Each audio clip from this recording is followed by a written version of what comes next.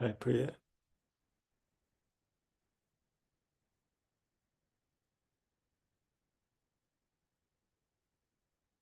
Hi, Priya, can you hear me? Hello. Yeah, I can hear you. I can hear you. Hi. All right. So I guess we're starting right about now. You want to start now? Yeah, fine. We are good. I want my earphones. I need to get. I'll get them and come. I'll put this on this thing. Yeah. So we'll. You 1 minute. Which screen do you want to use? I can start. Okay. Then I'll mute.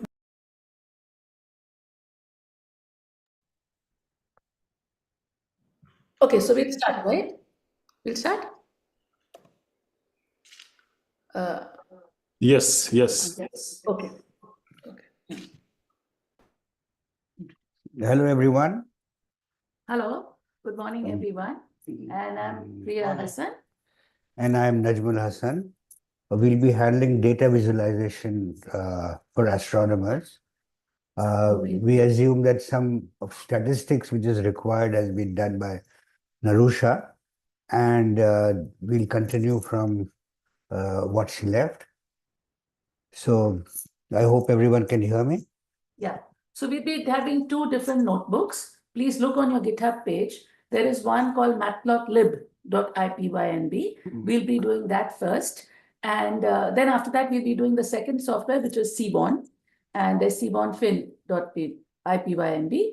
So I would request everybody to, we'll all be working on Google Colab because that makes it easier for everybody to have the same environment. So please get on to Google Colab and upload your notebook called matplotlib.ipynb, right? It's sitting on the GitHub page in week 3, in the folder of week 3. Yeah. Yeah, so hello, I'm Najam. And very often in astronomy, we deal with large amounts of data. Astronomy in earlier days was a data poor science, but now with all the surveys and space telescopes, we have tremendous amount of data. And it has become very important for us to use these tools to analyze and understand what we are getting. So for example, if I have, see, one thing you should realize, which I'm sure most of you do know, that when we open this Python notebook, we have all these cells, and they act like you can use at a very primary level as some kind of a calculator, where you can say 23 plus 67, and you get your answer 90 here, or you say 34 into 78 and you get your answers right away. And we get confident that when we are doing this kind of math, for example, the best thing with Python is it's a scripting language. It's a scripting language, and we don't have to compile it and run the code. And also the size of integers or floating point numbers which we have can be extremely large. For example, if I take 23 to the power of 78, that is, you have that large big answer which comes out in seconds. So as we go about getting confident about doing mathematics, we get interested in doing a few more things like plotting a line or plotting a function and so on. And you may have to use functions like sine, cosine, etc. and etc. For example, if I try to do cosine of 45, we'll get a error here.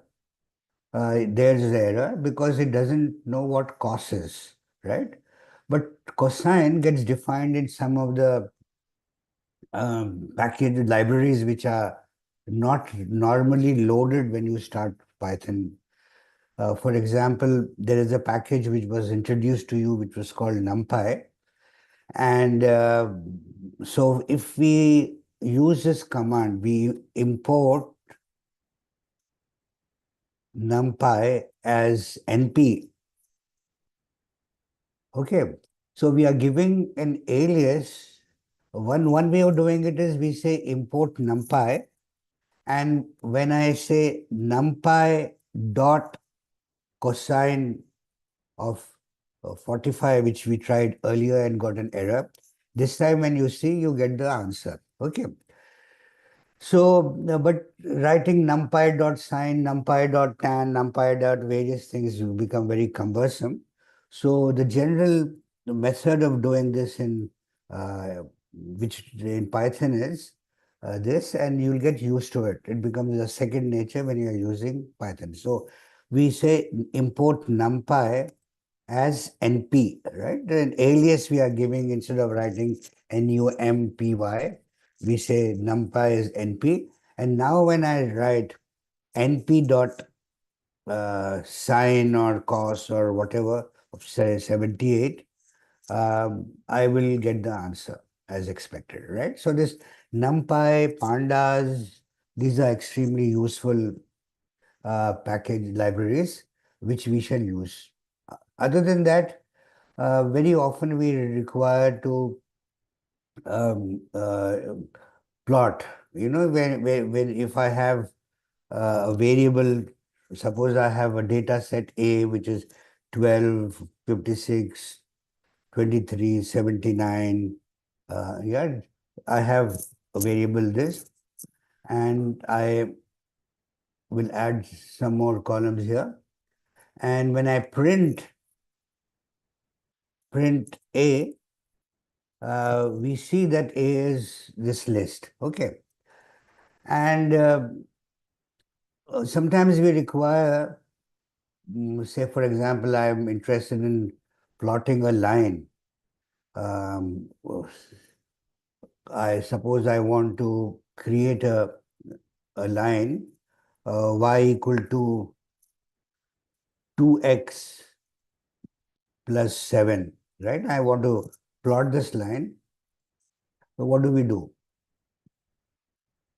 Okay, so very often when you have just data, here in this case we just had 4 numbers, and it is not difficult to understand this data set, but suppose there were thousands of numbers in that. How do we make sense of that? Yeah, so before coming to the plot thing, I would try to show a few more things. For example, this np dot mean, if I use the command np dot mean, I'm getting mean of this data set 12, 56, 23, 79. And similarly, if I do np dot median, you will see that you are getting the median and so on. Similarly, you have various functions like minimum or maximum. So when I do np.min, it is giving me the minimum of the numbers, 12, right? Similarly, max would do the same thing. So when you have large data sets which runs into thousands or millions, you can't be sorting it out to see which is the smallest, which is the biggest, and so on. And this NumPy has a lot of functions which are defined, and you can directly run it on that variable. So, for example, if you have to know, one can't remember all the functions which are defined, but if you say np dot and press tab, you will get all the functions which are available for you to use. Arctan, arccos, arc, and so on and so on. And you can use whichever one you want. For example, you click and I do arctan of this, and I get for the whole array um, tan inverse of each of the values which was given. Yeah. So now coming to uh, plotting of a straight line. Suppose I want to plot this for x, which is ranging from 0 to say 10. 0 to 10. Okay. This is what I'm interested in doing. So I will define this x to be a variable. And again, I'm using numpy, np dot linspace. This is a linspace is a function, and in functions are always enclosed in round brackets, and I define it on say 0 to 10, and I divide this say into 100 equal parts, right? So it is going to create, and as you probably know, to run any cell, one has to press Shift and Enter, or use this arrow, forward arrow, to run the cell, or you can run it from this command, run the selected cell.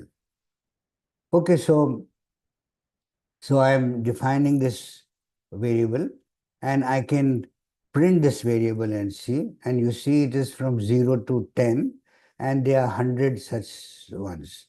If I had just say given 0 to 10 and 5 and run this, I would get only, I'll have to run this,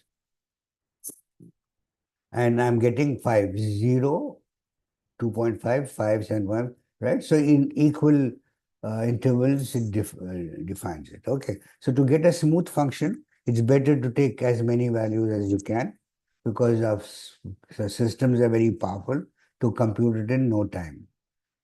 And now I define this variable, the other one, y equal to 2 star x plus 7, what we wanted to plot. And you will notice that it has calculated. You can use y and Shift Enter to see what all the y values are. Or we could have also used the command print y. Both are almost similar. There's a slight difference, but it is giving you for each value of x from 0 to 10, it is calculating y from this to this. Now, for example, I want to plot this function. I want to plot y equal to 2x plus 7. We invoke exactly as we had done for NumPy. We will import the libraries which are required for plotting this. And coming to that, yeah, so I will add some cells here. So Matplotlib is a very powerful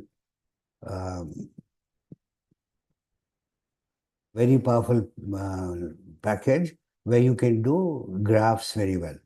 So here we import matplotlib.pyplot as PLT, right? So whenever we require this, and I say PLT,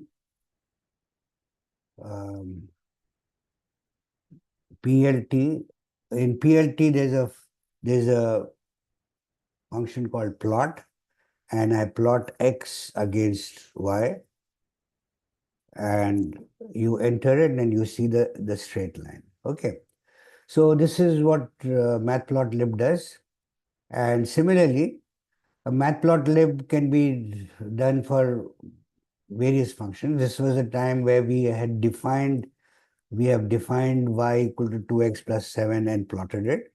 You can try the same thing with linspace, say from 10 to 100, and in steps of 1000, I'm defining a variable x with the same linspace function, and this time I'm defining y as exponent of x, exp. So np.exp, and we get the y values. If you are interested in seeing, you can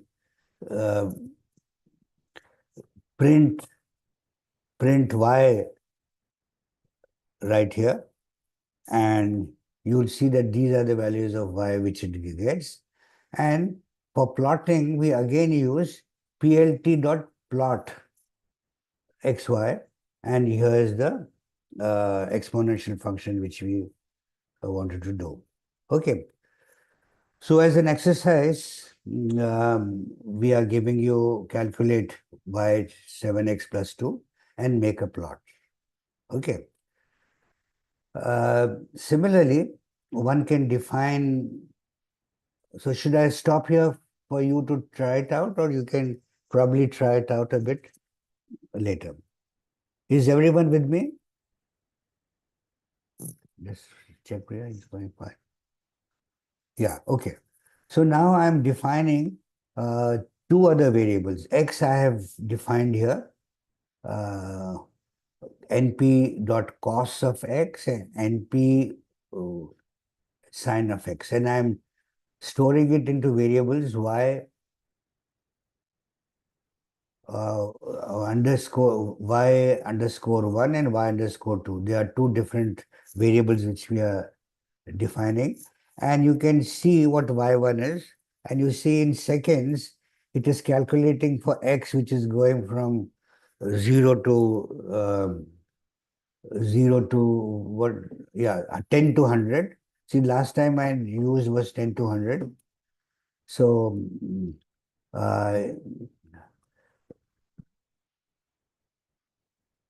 it is giving me values of y, and you can plot both these functions together in the same graph. So we have one which is plot x, plt dot plot x comma y1 and plt plot x comma y2. And when you run these two, we are getting these two functions. Yeah. So Matplotlib knows that it is plotting two different functions. So by default, it has chosen two different colors to plot both of them on in the same plot. So one in blue and one in red.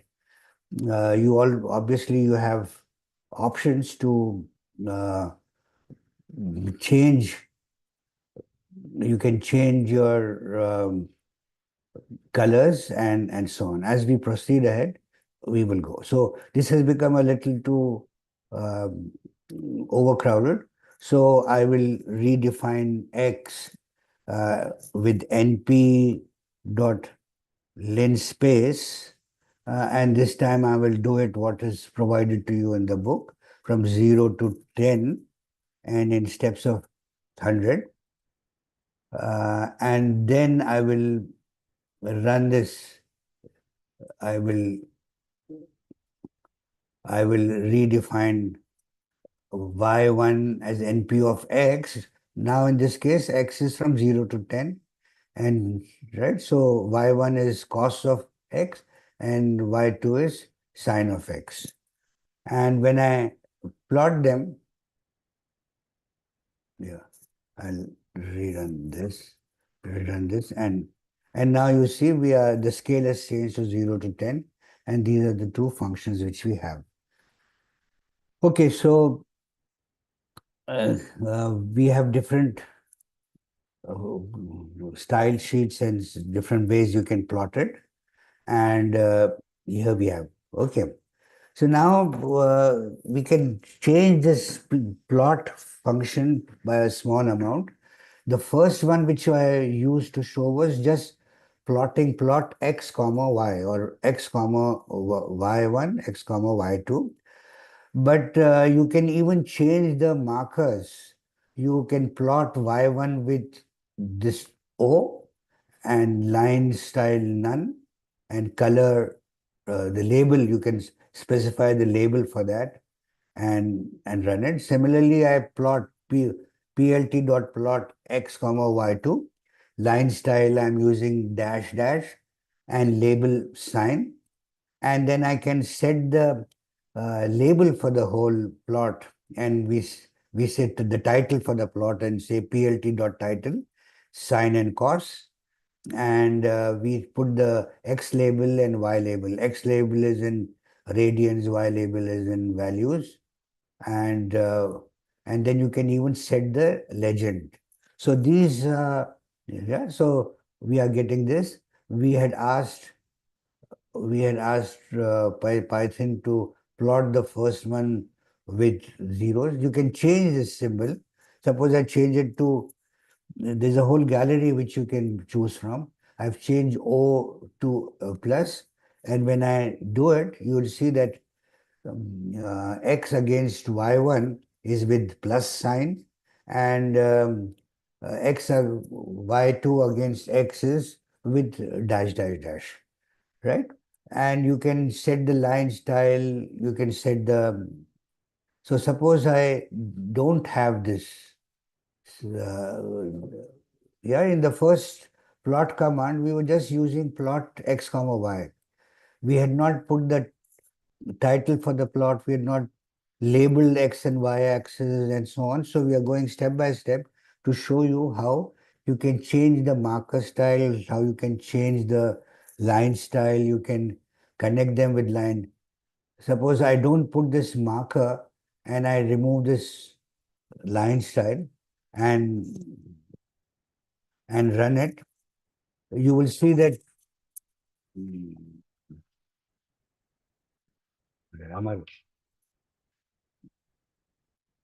so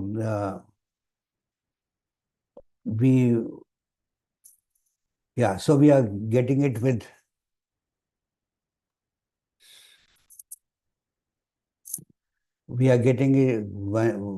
so I have removed, there was line style dash dash, which I have removed it. So it, instead of putting with O's, it has made a continuous line and drawn it. So this is the way how you can plot functions with the continued line or with dash ones. And we create graphs for, so now we have an exercise where we want you to define function 1 as sine of x, function 2 as 2 sine x cos x, and plot it on the same graph.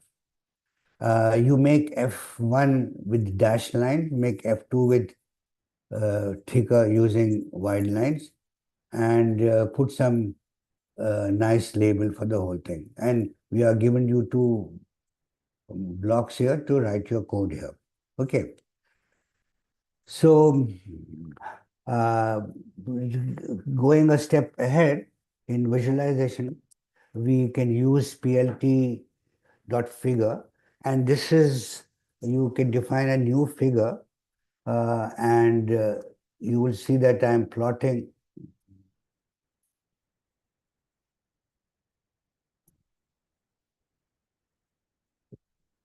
So I'm this is used, basically, see, we are defining one. In the previous one, we had sine and cosine on the same one, but suppose you wanted as 2 separate ones, therefore we are defining a new figure, use plt.figure, and so first one has plotted this line and PLT figure, and we plotted the second one. So both have come in 2 different graphs, okay, unlike here where you the same one. So you can repeat the exercise too, plotting them on the same graph, both the function, and also trying to use this PLT figure function and doing it in 2 ones. Very often, we require to have many subplots in the same frame.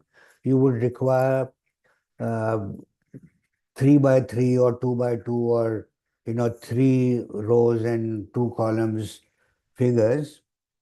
Where, for example, if you have a data set where you have different values, for example, you have set names of clusters, and you have their parallaxes, you have their proper motions. In right section, you have declination, and you want to plot in the same figure various things. You want to plot parallax versus RA, parallax versus declination, RA versus declination, and so on. So you can make subplots of that, and this is how it goes. Figure, comma, AX equal to PLT subplots. And when I'm plotting this, subplots is an empty one. That's why it's given us an empty plot. But So I'm first defining AX as plt.subplots and AX plot X comma X Y1, and I'm setting the label cosine, and I'm locating, uh, placing it on the lower right, and we set the title as cosine function. We set the X label as input and Y label as value. And when I say subplot, it has created this. Okay. So in this case, we just had one subplot and we specified where it has to be located. But suppose we want to do the same thing where you have lot of graphs to happen. So figure AX subplots 2 comma 2. So this is going to create, as you see below, 2 rows and 2 columns.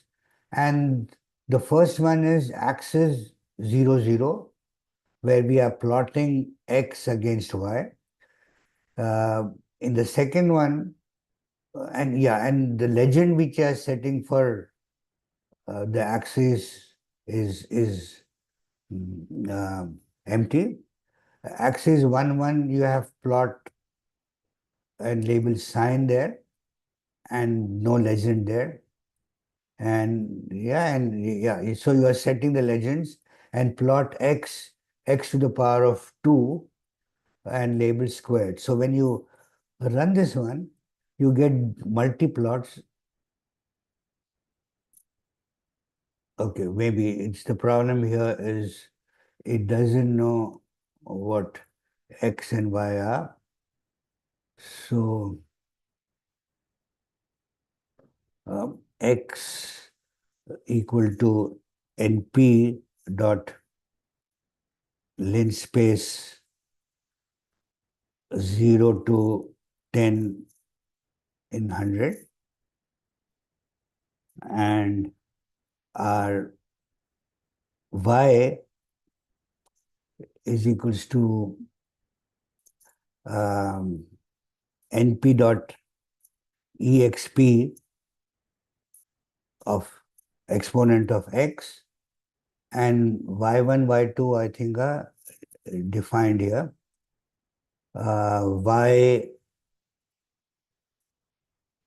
Y underscore 1 is np dot sine of x, and y2 is np dot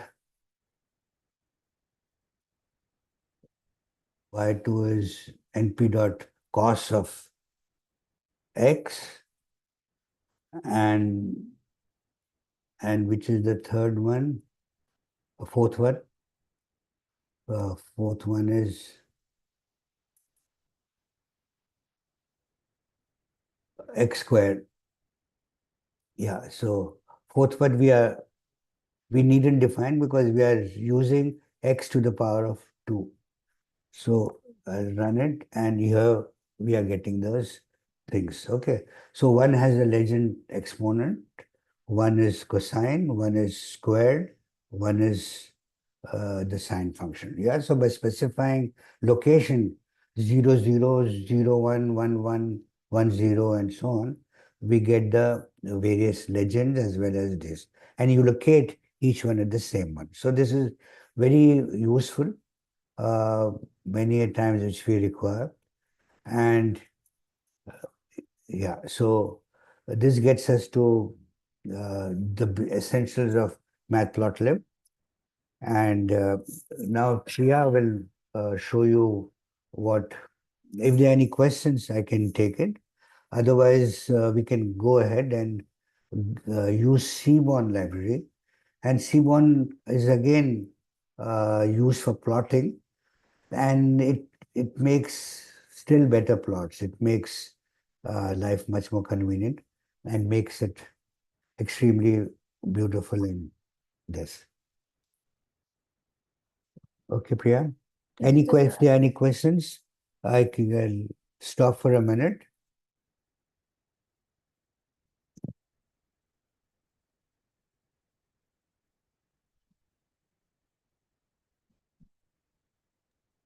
Hi, Hassan. There are no questions. I think Priya can proceed.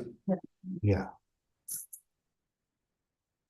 Yeah. So before Priya, I'll stop my sharing of my screen.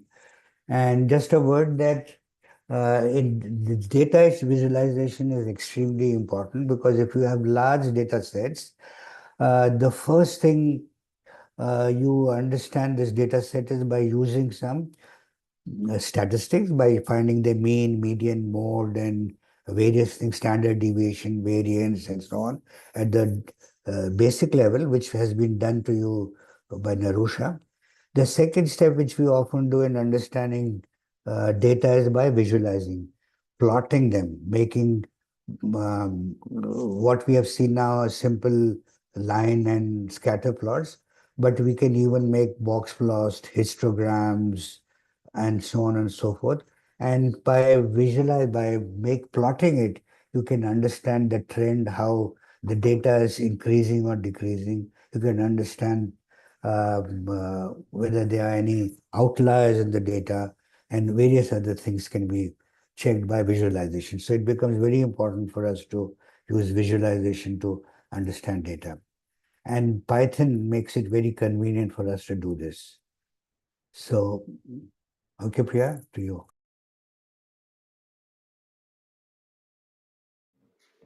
Yeah, so thank you. Thanks, Najam. So, yeah, so first of all, I would like to continue a little bit with what Najam was talking about. Like you see in Python, what happens is it's an ocean, right? There are lots of things available, lots of things that you can do, and obviously we cannot cover it in these sessions. It is not sufficient.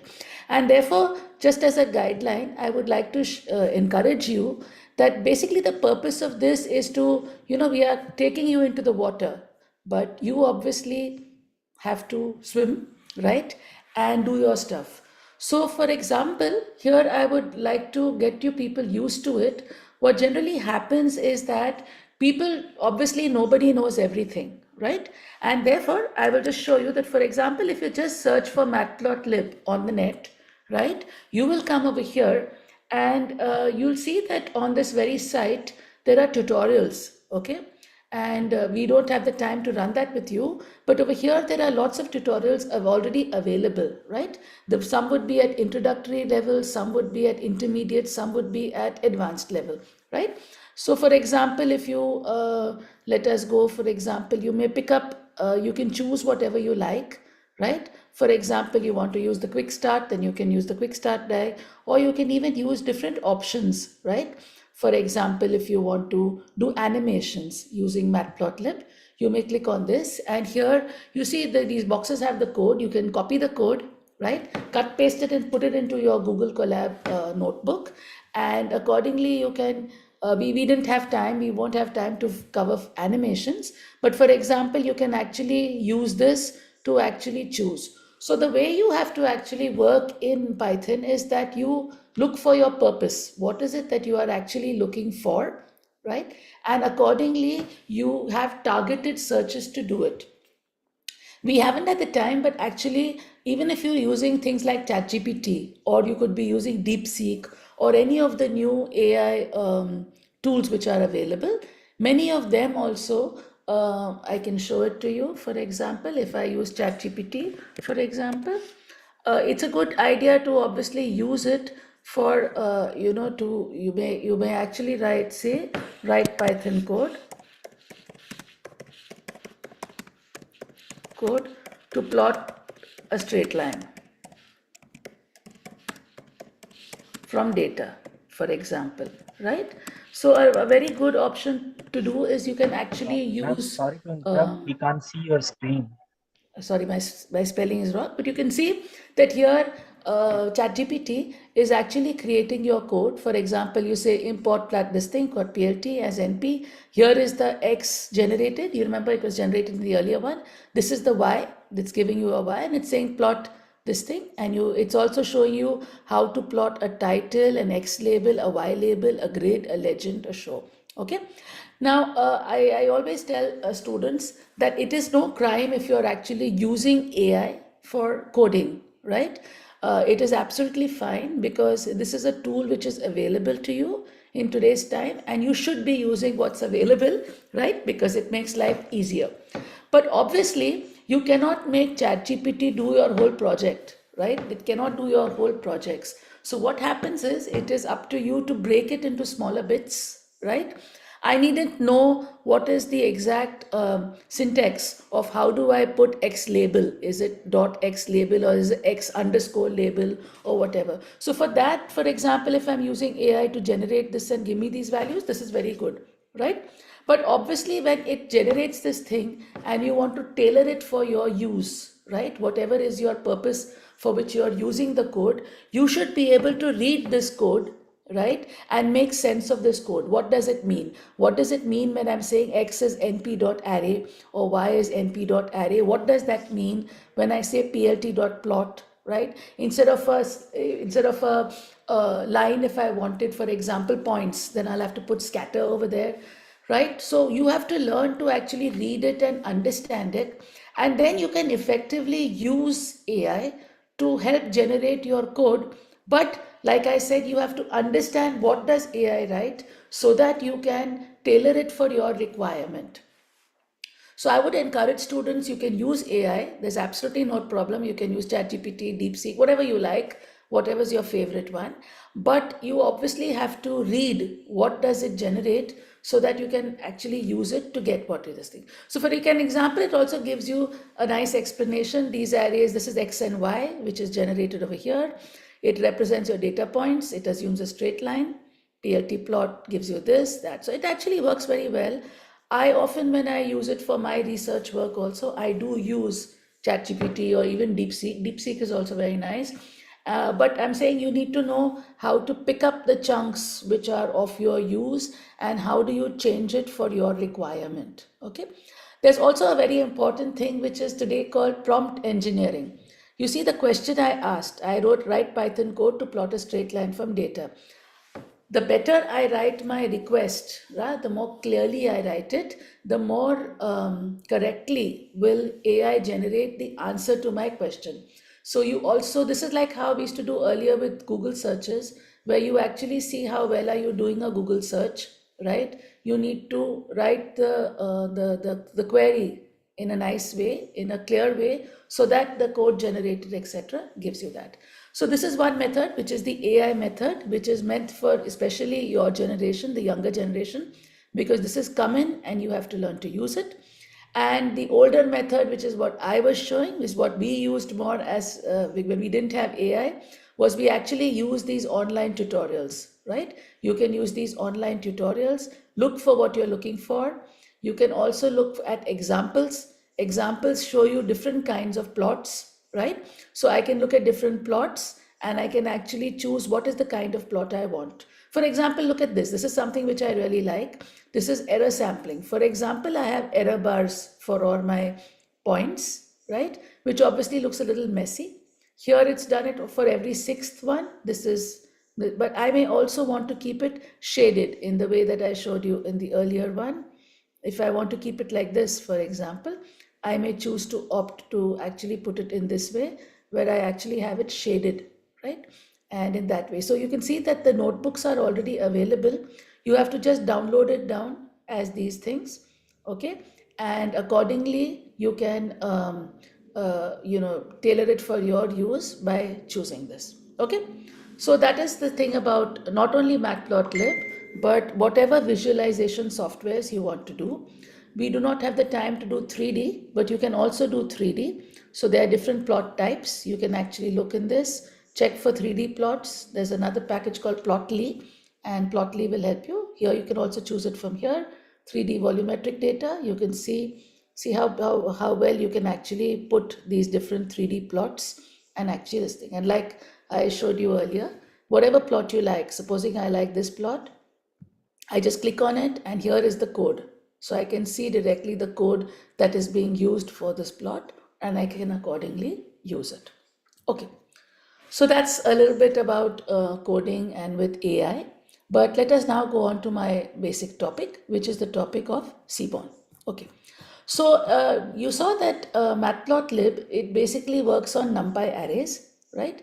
and you have to use it with NumPy arrays. Seaborn is actually a data visualization library which was built on top of Matplotlib. So Matplotlib is the basic one, but Seaborn was built over it.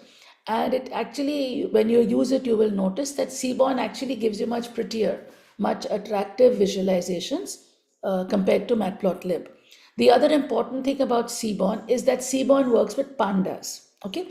Now you will see that very often, especially like for example me, when I use my data, I always like to put them in the format of a pandas data frame. In that case, a lot of a lot of things that you may want to do with the data work much better, because pandas is much more powerful than using NumPy. And therefore, if you have converted your data to pandas data frames, then you will want to use your plots more with Seaborn, right?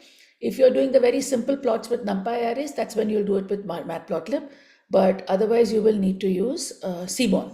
So Seaborn is much better. And like I told you, we are just taking you into the water, right? Dipping your feet in the water. But for your future, obviously, I would recommend that you actually look at this page. This is the Seaborn page, exactly like I showed you the one for as I showed you the one for Matplotlib. You can see that this is the Seaborn page where you will actually find Seaborn. Again, on this you will also find various tutorials, right? There are many tutorials which are provided over here.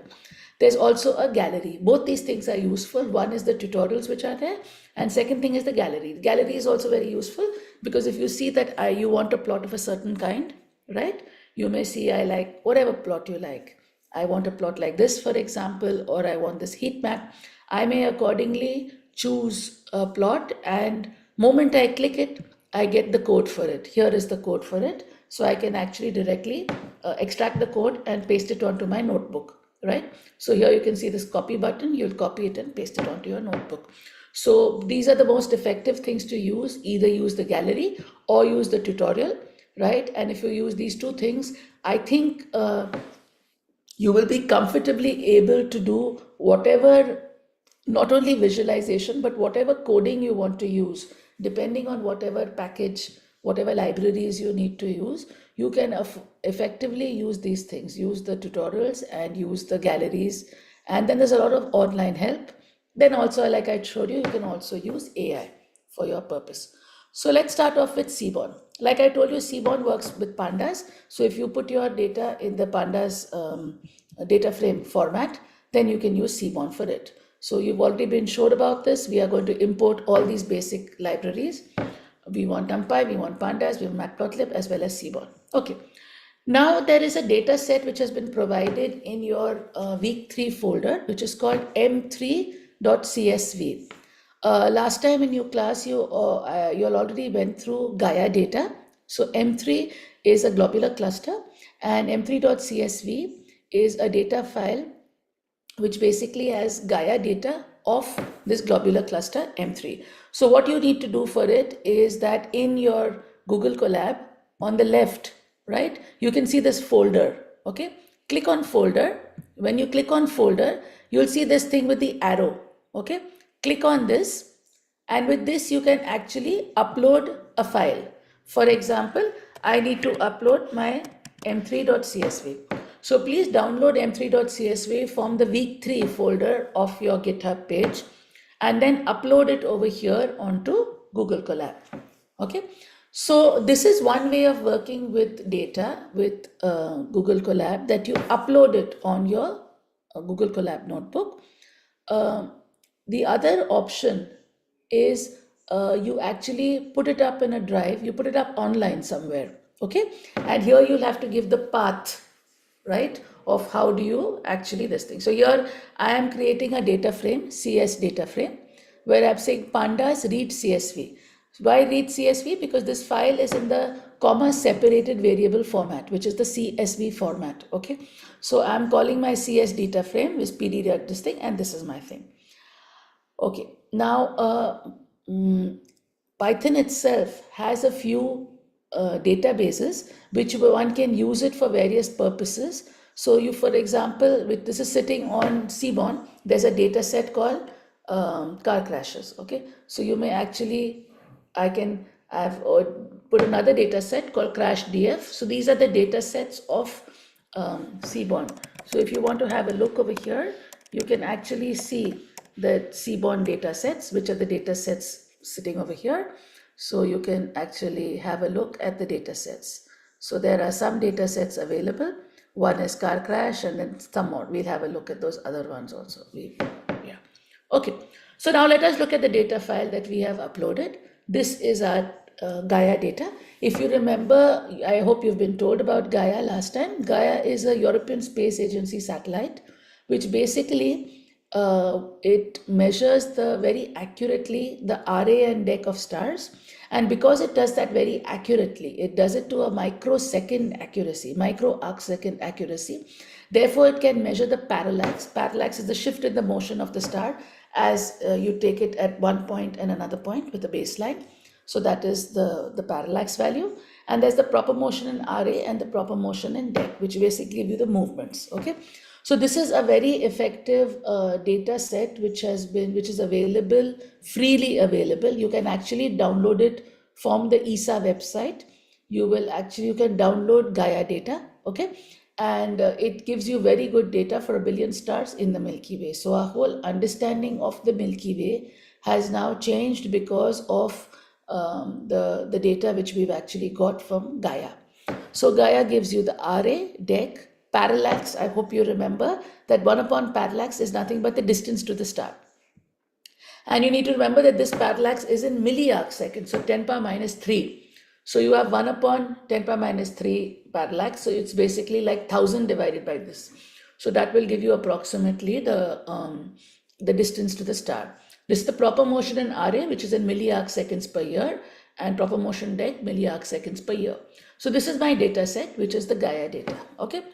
Now let us try, first of all, a very important initial step in studying anything is what is called data. You need to exploration. You need to explore your data or see the kind of data you have before you actually try to get out some science from the data. So the very simple plot you can do is what is called a distribution plot. So for example, I have these different columns, RA, deck, parallax, etc.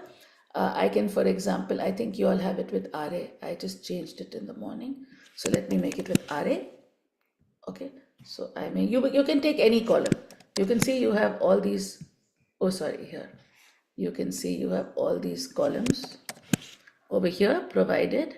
This is the column name. So you can take any column name and do the distribution plot. So here's the distribution plot. I'm saying I want a distribution plot of the column called RA.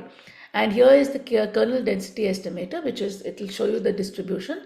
I've also fit the number of bins. So you can see this is this thing. You can see it's centered around this and it's falling like this. You may ask, why does it fall perfectly like this?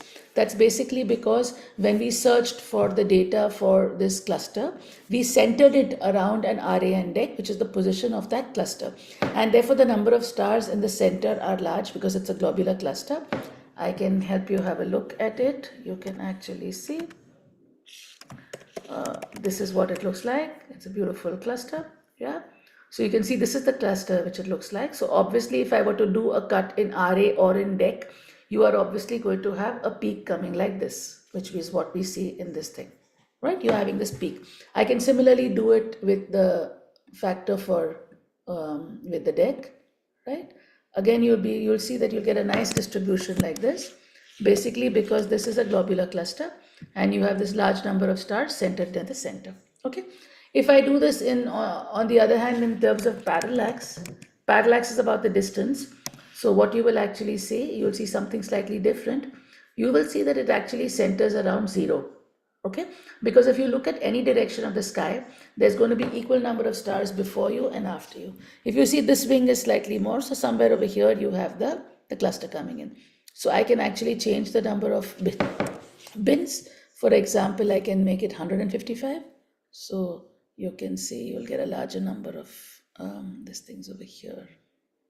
Let me make it still larger. Okay, you can maybe you'll be able to see it like this. Okay, it's got too large, it's almost fit in, so it doesn't work that well. Okay, but I can reduce it. I'll reduce it to 15 minutes and I can see it this way. Okay. So here you can see it nicely. You can see there's another peak coming up somewhere over here, and somewhere over here you have the parallax coming for the cluster. Okay.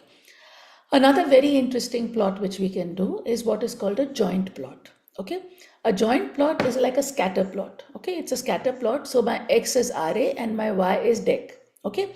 The difference with a joint plot is I can also put it with this thing. You can look at this. This is the kind I've put regression. So here you can see is I have the plot in RA DEC, but along with that, I also can see the distribution in RA and the distribution in DEC. Like I told you, the idea is to actually get, when you actually plot, like it said, right? A picture says 1,000 words. Basically, the idea is that your plot has to convey what you want to say, right? So like I showed you the image of that globular cluster, you had a dense amount of stars at the center, right? And you have a fall as you're going outside. And therefore, what you can see is this very clearly shows how it's peaked at a center over here and a peaked at a center over here. And then you have the fall as you go out there, right? Seaborn actually gives you what we call publication quality plots. That means when you want to publish a paper, right? Obviously, if you give plots which are Excel plots, for example, these are not considered good plots to actually have, right? When you are doing it for a publication, Excel will not be accepted. The plot has to have a certain, quality look to it, and Seaborn gives you those kind of publication quality plots. Okay. I can see that there are some questions. So I'll just do a minute. And here you can get this thing like this. I can see that there are some questions over here. Okay, you can't see. I think you can see my screen, no? Okay. So Mishek is asking me what's the purpose of using PLT legend, PLT grid. The name itself conveys it, that you may have a legend for a plot, which you call PLT legend, or you may put in a grid. You remember like the old style graph papers, which actually had the grid lines, right? This plot doesn't have it, but if I want to actually put a grid, I can actually ask it to plot a grid, right? So it will look more like graph paper looks on it. It just is used to enhance the look of the plot depending upon what you want. Anirudh Bhattacharya has answered it, and thank you very much, as well as Ankita. Ankita has also answered it. So this thing. So Jora Jafar is asking me, are these types plots exclusively for Seaborn library? Yes, many of them are, but sometimes the commands may be similar to Matplotlib also, because like you see, the command is basically selected in such a way so it conveys its purpose, right? So some of them you will notice could be available even like that, it maybe in Matplotlib or whatever, but it's basically to convey the thing. So it could be similar, but not necessarily. There are different commands for Matplotlib and different ones for Seaborn, right? So for example here, if I do not want this kind of a scatter plot, supposing I only want this plot, I only want the KDE plot, I can get a plot which is a KDE plot, okay? This is basically showing me the distribution of the stars in this array, not with this scatter, but only this. So I could do this, for example, for array, and here you can see I can do it also with DEC, right? Okay. I will now come to another very interesting kind of plots which we have, which is called a paired plot. Okay, let us assume you have this Gaia data, which is basically made up of 5 columns. Okay, now I want to check whether any of the columns are functions of any of the other ones, right? So because I want to see whether there's any dependence or any correlation between, say, column 1 and column 2, for example, right? I want to know that. And therefore, the simplest way, this is all what we call data exploration. The simplest way is that I actually do what is called a pair plot. So what I do is, for my data set, I plot a pair plot, and the pair plot basically, it makes you a grid. Okay, it's like a matrix. Okay, it is a matrix which basically gives you a grid 1, 2, 3, 4, 5 versus 1, 2, 3, 4, 5, so that you can actually see whether there's a dependence between a column, say column 1 with column 2 or whatever, right? So if you actually look over here, I will slightly minimize this so that it fits better. Yeah, on this thing. So you can look over here. Like I told you, there are 5 columns. So 1, 2, 3, 4, 5. 1, 2, 3, 4, 5.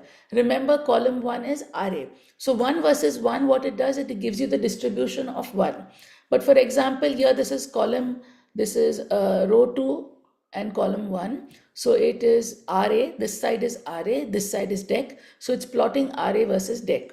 Similarly, this one is array versus dec. So actually you can see that this is a symmetrical thing. This and this is the same thing, right? Similarly, here I have parallax versus array, and it's come over here. And here I have array versus, I have this one, but this one is coming with array versus parallax. So these two are in principle the same thing, only it's flipped, right? You can see the way it's flipped. And therefore, what is actually happening is I can look at these. Now, the idea of this is basically to show me, is there a correlation between X and Y, right? Like for example, you can look over here and you can see that none of the columns seem to have any correlation with each other, right? I will show you an example where we will see a correlation, but in this case, we do not see a correlation. So this is a very important indicator, which basically shows you that these columns which you have are independent. They are not functions of each other. And that's an important thing because we need to know before we are exploring our data. This is a simple file, you have only 5 columns, but for example, if you had it with a larger number, you may actually want to reduce the number of columns. So that's your pair plot, okay? Now I'm going to show you an example where pair plot actually shows some correlation, okay? So this is a data set which is sitting in Seaborn, it's called TIPS, okay? It's a data set which is called TIPS. What is the TIPS data set? So here you can see we're saying SNS load data set TIPS. So I do not need to upload this in my Google Colab notebook. I don't need it because Seaborn already has this data set sitting with it. Okay, it's already available. So there are some data sets which are there already on Seaborn. There's one on TIPS, there's one on Titanic, there's one on car crashes, there are various things. And basically that's so that you can play around with the data. So often when you're exploring tutorials, you will see that they directly use those data sets. Okay. So here, for example, what is this TIPS data set? This TIPS data set is a data set of tips in some hotel or restaurant. This is the total bill. Okay, it is a set of 244 rows, 7 columns. What are the 7 columns? One is the total bill, right? One is the tip that has been paid for the total bill. This is the sex of the person who's paid the bill. This is whether that person is a smoker or not a smoker. This is the day of the week, right? Monday, Tuesday, Wednesday, whatever day of the week. And then this is time, whether this was for lunch or whether this was for dinner. And size is the size of the group which went to eat together, right? Now, basically, the purpose of this data set is we are trying to look for a correlation. For example, obviously, you know, there has to be a correlation between the total bill and the tip, right? Typically, 10% of the bill should be given as a tip, right? And you can see that, we will see that there will be a correlation of the bill and the tip. But about the sex, we don't know that whether men have bigger bills or women have bigger bills, or is it if you're a smoker, do people pay bigger bills or do they give bigger tips if they are smokers, or do smokers eat less and hence have a smaller bill? Is the tip a function of the day of the week? I mean, do people give bigger tips when they go on weekends to eat or on weekdays? Or is it the size of the group? So that's what we're trying to explore. So now the same pair plots which I showed you in this case, which had no correlation with each other, because all these 5 parameters are independent. Array, dec, parallax, proper motion array, proper motion dec. They are independent. They do not depend on each other. But in this, there could be a possible dependence. And hence we are going to do a pair plot for the TIPS data set. Okay. Look at this. We are taking a palette. There are different palettes available. We are taking the palettes which is called blues. There are other ones. You can explore different palettes and see them. And hue, the difference in colors are taken by sex, whether it's male or female. I could have the hue also based on whether it's a smoker or a non-smoker, right? Or whether it's whatever day or whatever. So all the days will have different these things. So here I am putting this. Let's have a look at this. Here I'm only plotting these things, which are the tips, and I'm just, now you can see that these things are not numbers, okay? For example, the only numbers are total bill, tip, and size, 3 things. These things are what we call categories, right? Are you male, female? Are you smoker, not smoker? Which day of the week, which time? right? So for a plot, you need numbers, right? So therefore the plot is only picking the ones which have numbers, which are total bill, tip and size, okay? And the hue, I can change the hue day based on these categories, whether it's sex or smoker or day or time or whatever, right? So here is the pair plot. Like I told you, only 3 columns qualify: total bill, tip and size. And here when I look at this, here is my pair plot. This is this. Now look at what I was telling you earlier. Obviously, this one is total bill versus tips. Okay. You can see that there seems to be a correlation. Like I told you, typically your tip is a function of your total bill, right? But you can see that it's not always the case. This obviously shows a correlation. There is clearly a correlation, but it is with a scatter. Okay, so you can see there's a scatter on the X value, which is the value of the total bill.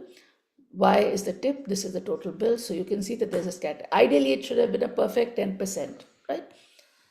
10% or 20%, depending upon which country you belong to and how do people pay their tips. But ideally, there should have been, a better correlation. You can see it's broader. People do it according to their mood also. They may give lesser or more tip.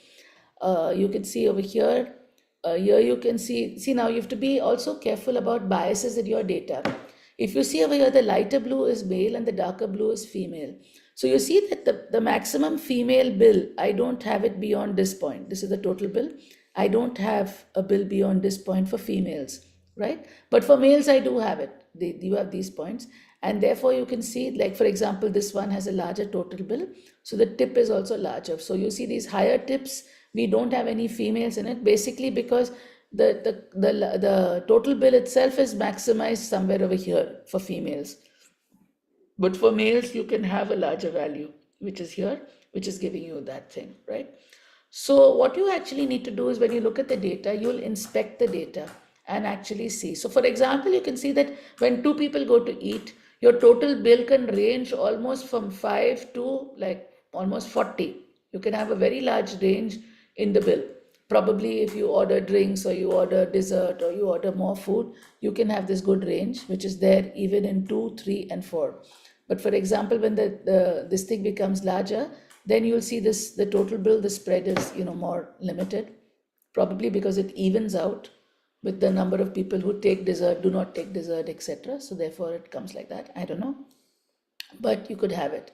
So here, this is also showing you the kind of data. In astronomy, you always have to be very concerned about biases, okay? Is there a bias? For example, in this data set, you can see that there is a bias in the sense of the total bill. You'll see the women total bill, female total bill is somehow coming like this, but there are men with larger number of total bills, due to which you're getting these men giving larger number of tips. Okay, so you will actually have an impression, oh, do men give larger number of tips?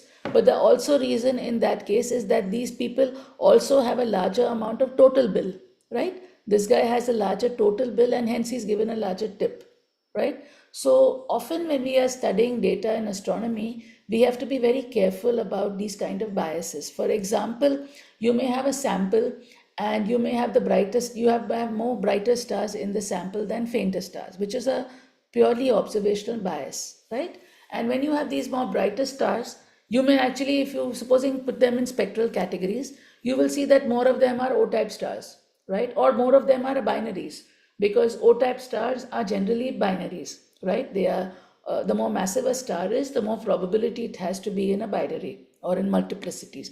And therefore what happens is, you may think, oh, most of these stars are binaries, but that's basically because you have an observational bias that you are basically looking at more brighter stars, more O-type stars or things like that. And therefore you could have a bias in the kind of observations you are doing. So in astronomy also, you've got to be very careful about what is the, what are the kind of biases which your data has. Okay, I won't talk more about that, but these are some things to be kept in mind. Another very good plot is called a rug plot. A rug plot does not look so impressive, right? But for example, over here, you can see that this is a rug plot. It's giving you a description of the tip, right?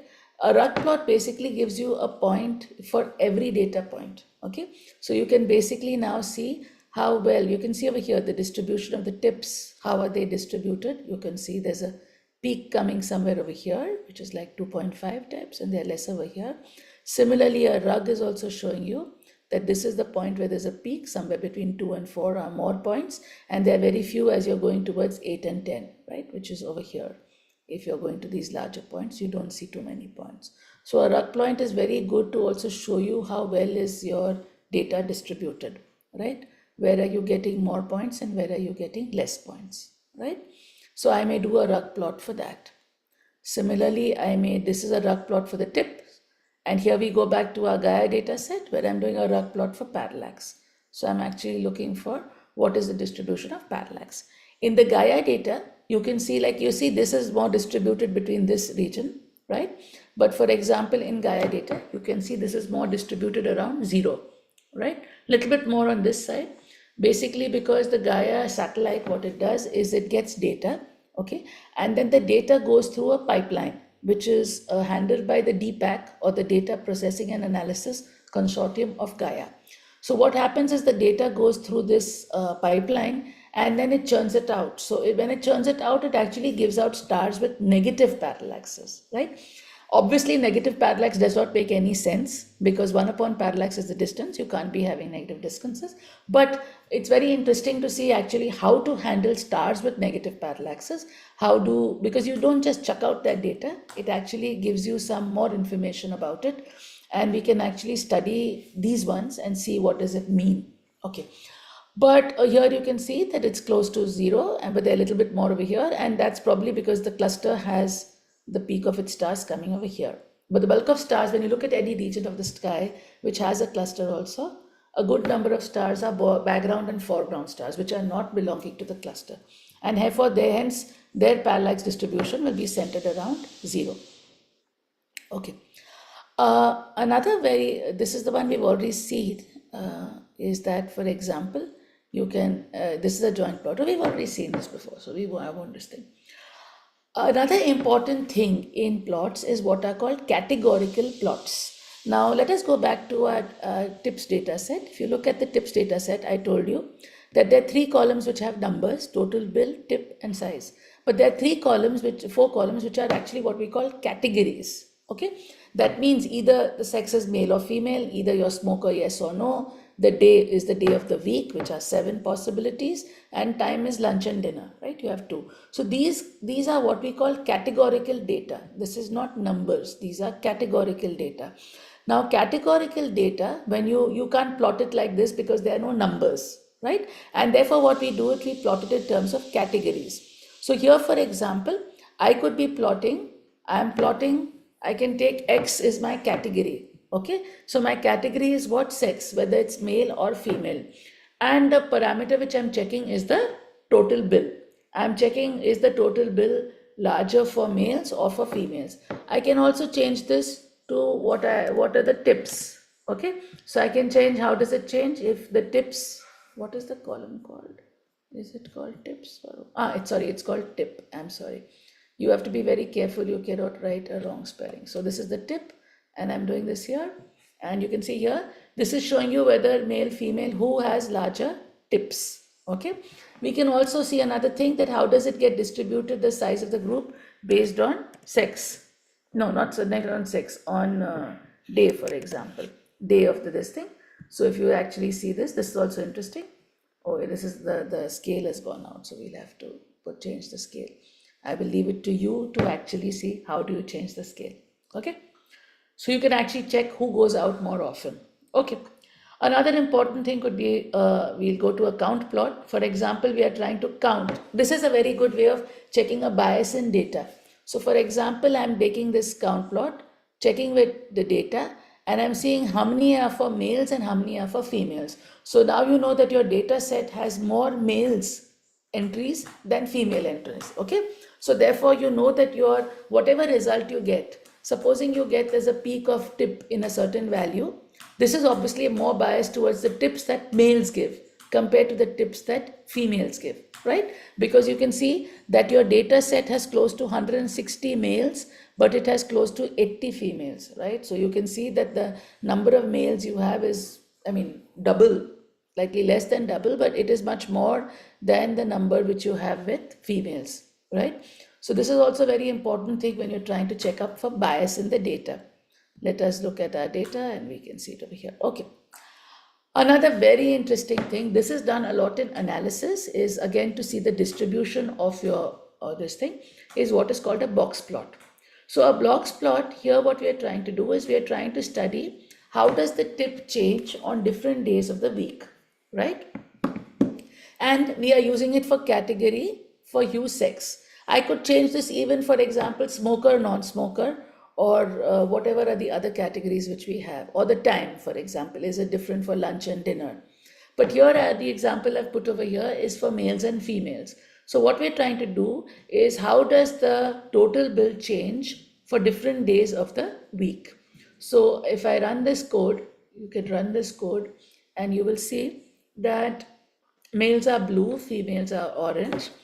A box plot, I don't know whether it's mentioned, but last time you learned about what is called the mean. So you can see here is your mean.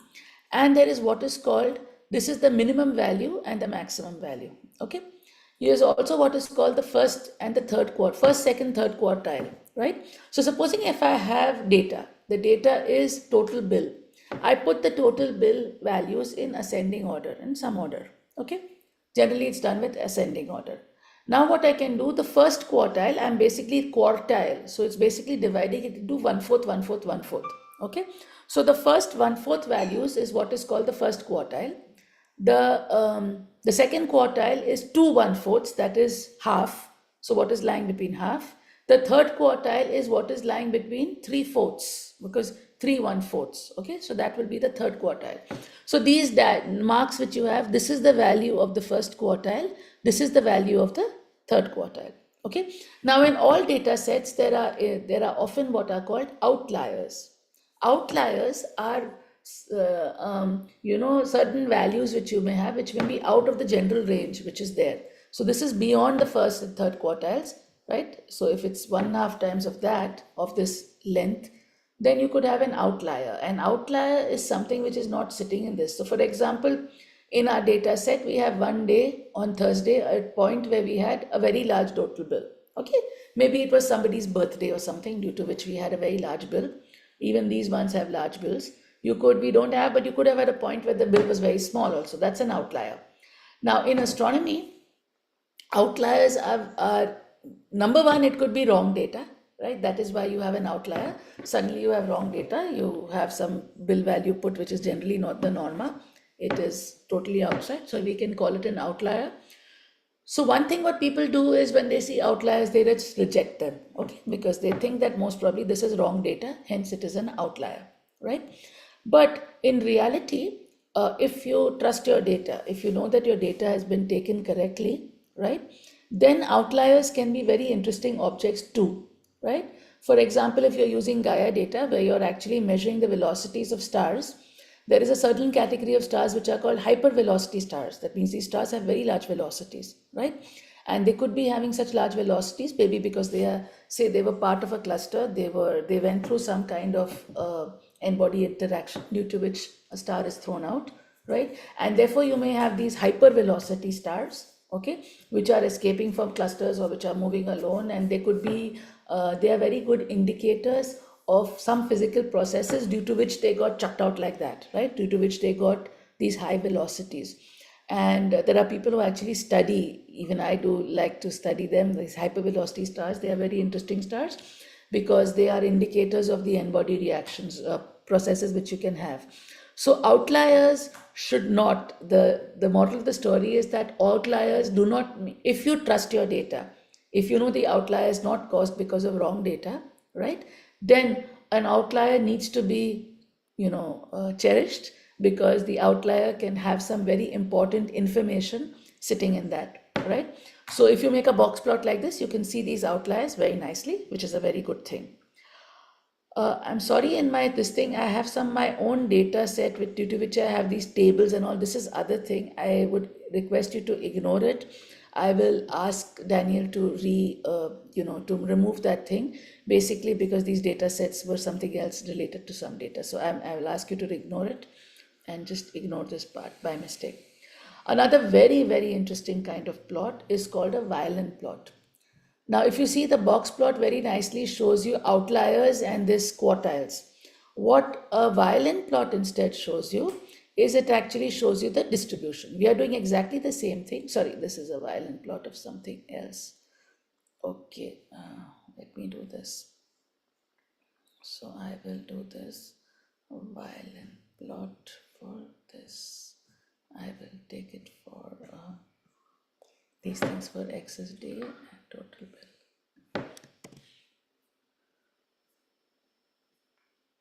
I'm sorry, this is for another data set. By mistake, it's come into this thing. I will just try to remove it from here. So I will change my data. I'll make it tips. Or what is that data set? It is called tips TF. Okay, tips TF. So I will just tips TF. Okay. So now I'm going to show you a violin plot with tips TF. Okay, this is U. U is not reference. This is not 6. That other Python notebook. Yeah, the other notebook. Okay. Let me set it as.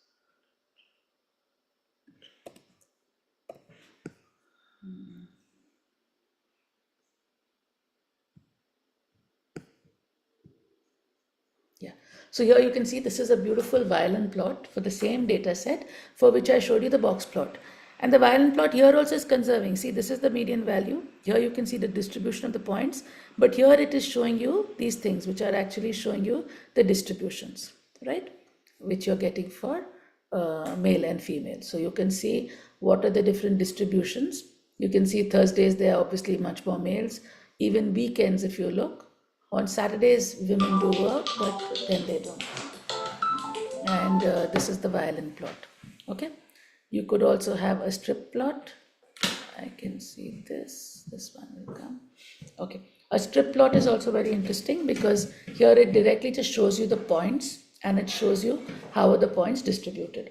Again, this conveys, for example, you can see on Fridays, females do not go out so often to the restaurant, while men do go. You do have a large, similar, actually it's a similar number. Number of points are similar, bills are larger. And here you can see it, for example, Sunday clearly, there are more males who go than females, right? And you have these small plots, so you can do this.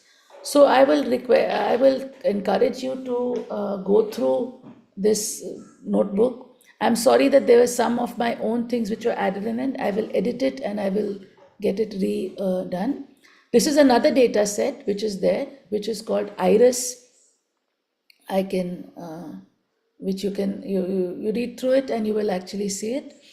And there are some more things. So please run the notebook and have a look at it. And like I told you, also go through the tutorial page, this one, the Seaborn page, which has the tutorial and a very important other thing, the tutorial as well as the gallery, right?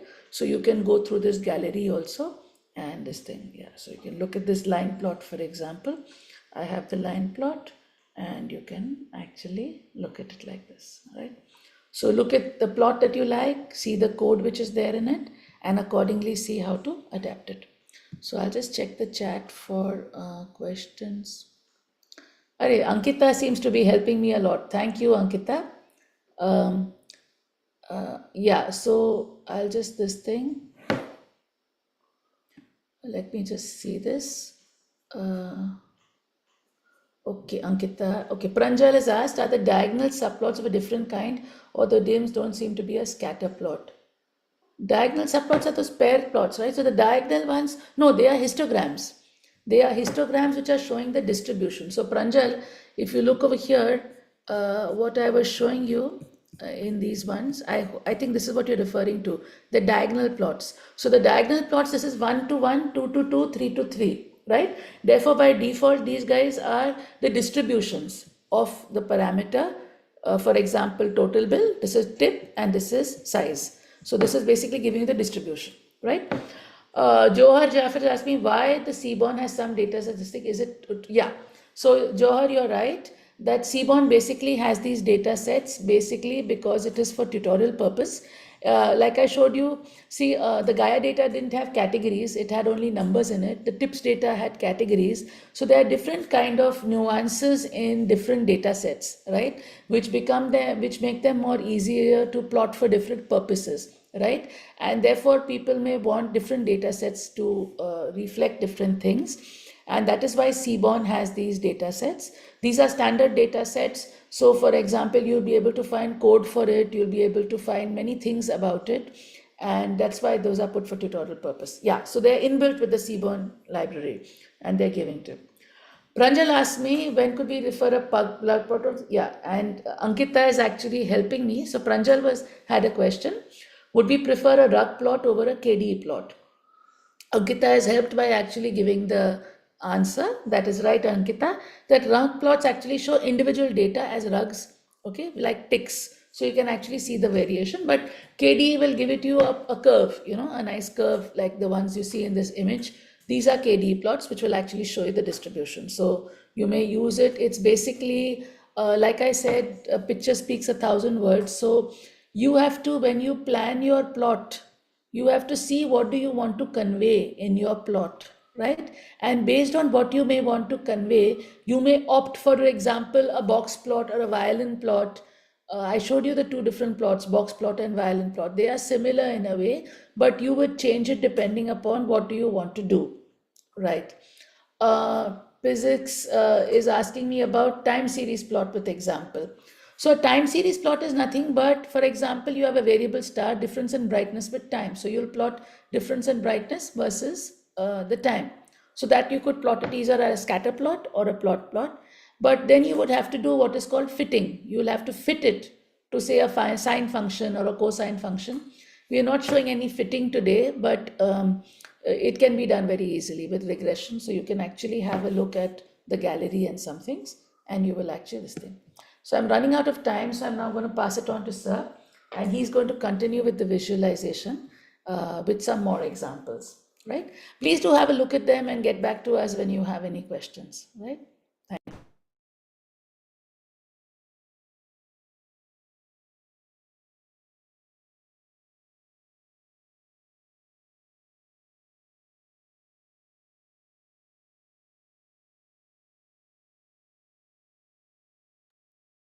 Yes, so hello everyone. I'm back here, and Priya has covered a lot of things. And what I shall be doing is a little bit of a recap of what she has done, and basically to drive a few points in which she has already covered. Okay, so our whole basic purpose of what we are doing today or in this workshop is to handle astronomy data. And data, to understand data, like I've said, one has to use visualization as well as statistics to make sense of tremendous amount of data, right? And hope we have some sessions on statistics further, because there are various tests in statistics which are useful, though this session is on visualization. I will stick to that. But when you have data, you want to find correlations between two things. Like Priya has done the pair plots.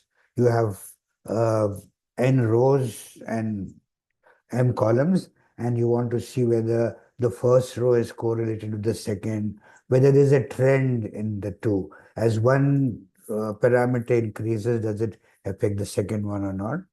So there are techniques like correlation, regression, and various things which we use. And here we are today. We are basically looking at these techniques to understand data through visualization. Okay. So we have seen how easy it is to handle the descriptive statistics in Python. We use the NumPy and we import NumPy as NP, and np.mean will give you mean, np.median and will give you mean, and so on. And we have seen histograms and box plots and all, which show you how basically things change. But the data which you have, it can be either discrete data or it could be continuous data. And how is this data distributed? Tells us what are the distribution functions. When we say distribution functions, whether it's Gaussian or normally distributed, whether it's exponential or which way is it, whether the data is following some kind of a bell curve, which often happens in thing.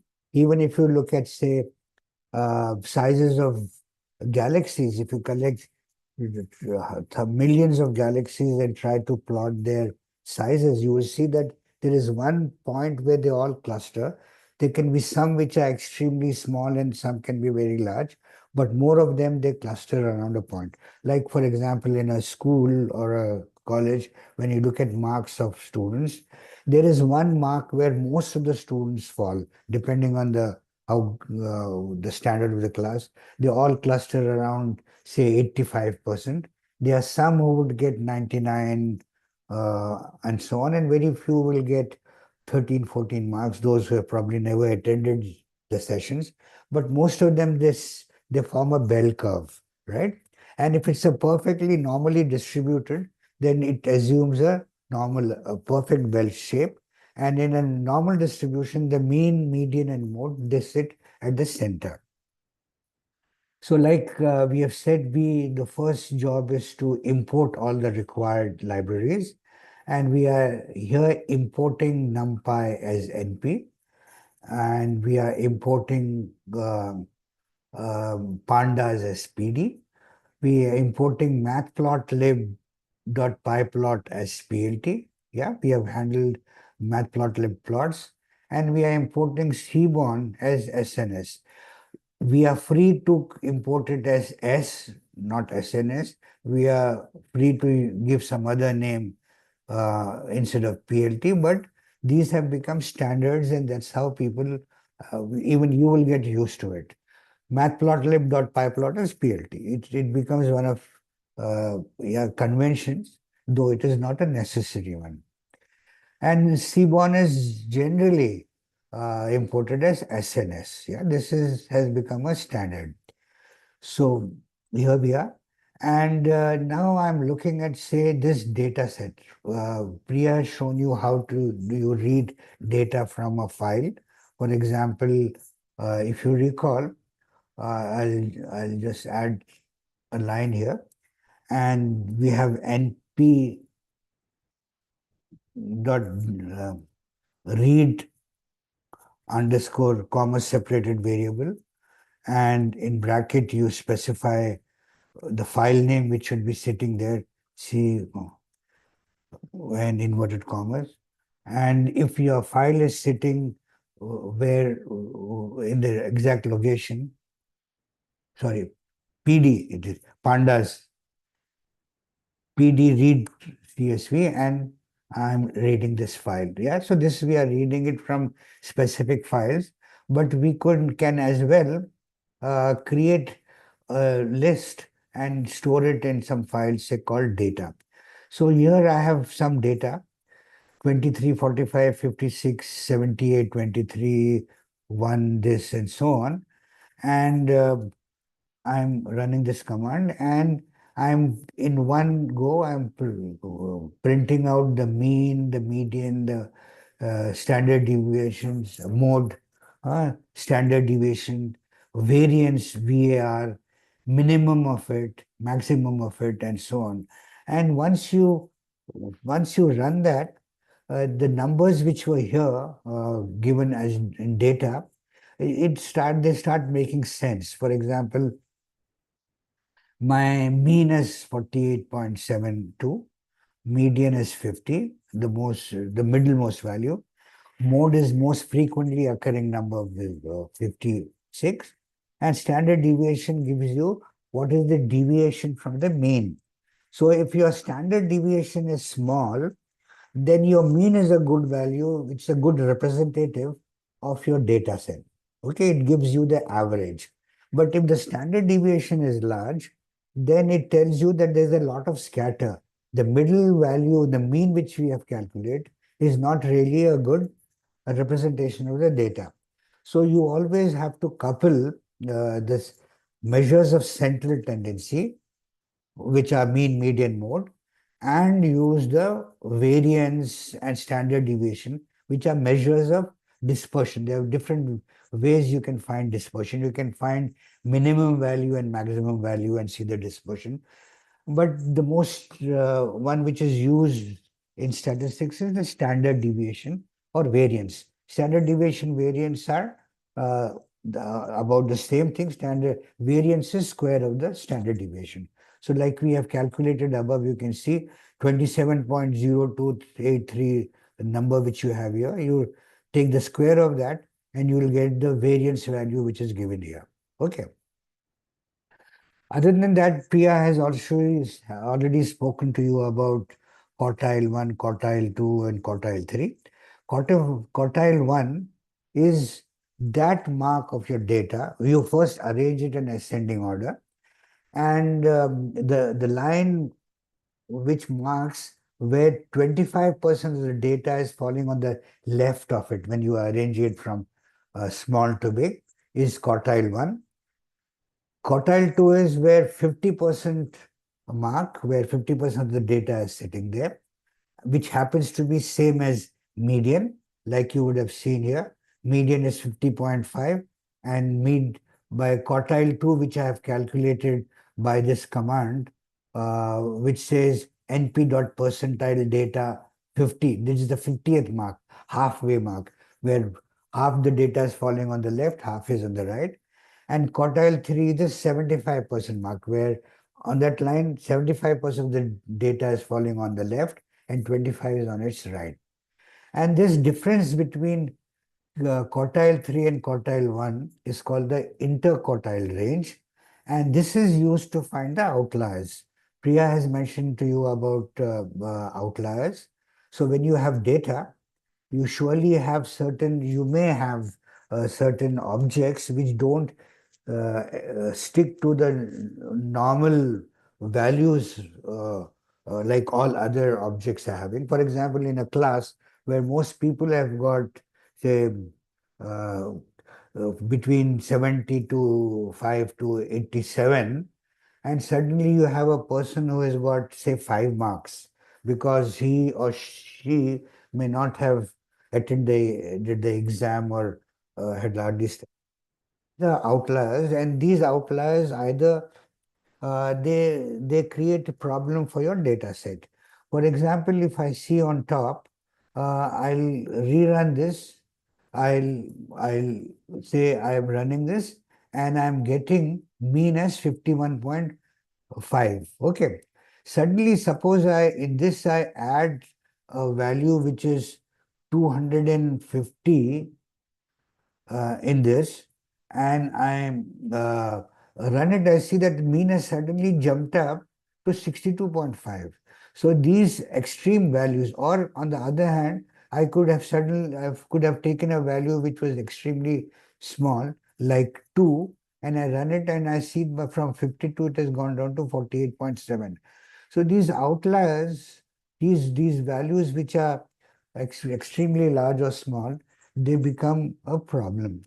So either they are not indicative of what is happening in the data set, or they can be some very interesting objects. For example, continuing with the example which Dr. Priya gave, where you have velocities of stars, and suddenly there's one star which is showing very high velocity, right? So it could be an object which is very close to you, and hence you are measuring at a different parallax, and you are seeing the velocity to be much larger than the others, indicating that that object doesn't belong to that cluster, it doesn't belong to that group, Or it could be a member of that cluster, but having very high velocity for some reason. There could be a two-body, three-body interaction, which is catapulting one of the stars away. So throwing away the outliers blindly is not a good idea, but finding them is very important. And how do we do that? The outliers statistically are defined by calculating the range. So you have Q3, quartile 3 and quartile 1, and this is called the interquartile range, Q3 minus Q1. And the range for outliers, any point which lies below Q1 minus 1.5 interquartile range, gives you the lower outliers, and Q3 plus 1.5 interquartile range will give you the outliers which are above. So these histograms are also you have seen, right? You have this PLT plot figure size. You can specify the size of the plot. You can define the number of bins. For example, I have 15 bins here. I can make it 5 bins or 10 bins. You can change the color by saying blue or sky blue, and you can change the color. You can set the edge colors as black or red or whatever, and you can make your graphs look more meaningful and more easily to read and understand, right? So you can play around with these Python notebooks which we are giving you. And we have seen how to set the title for your graph. You can set X label by this PLTX label command. PLTY label is setting the label for the other one. You can set legend, we can, and so on and so forth. Coming to the outliers and the box, it is given by, one doesn't have to actually calculate this to find the outliers, because in data visual that can be done surely, but you can also do it using the this box plot. So if you in Seaborn, you use SNS.boxplot for the data, and I plot it, I am getting. So in this case, my data looks pretty clean. These lines, the line in the center is the median point, the middlemost value. This line on top here is the Q3, quartile 3 value, and this is the quartile 1 value. And these bars which you see, this line on top and the line below, are the points which have marked the points where we have calculated this Q1 minus 1.5 IQR, which is, will any points lying beyond this point will be lying here. In this data set which I have, we don't have any. And this line specifies the limit for outliers, the upper outliers, which is Q3 plus 1.5 interquartile range. Okay, so to get those points, what I can do is I can add somewhere in this data set some points, say 300. I'll add it here, rerun this data, and I will rerun this box plot. And see, now you see that there's a point which is sitting here, 300. Yeah. So this is much beyond this point, and this is an outlier. Okay. So outliers, either you can calculate it by this formula. There are other commands too in NP stats which we use, but now this session is on visualization. So from visualization, you can find out these outliers. I can add, say, a few more outliers in this, say 256 and 7 or 305. Okay, I'll rerun this thing and run the box plot, and I will see that there are some more points which are lying there. Okay, lower end values are anyway too small.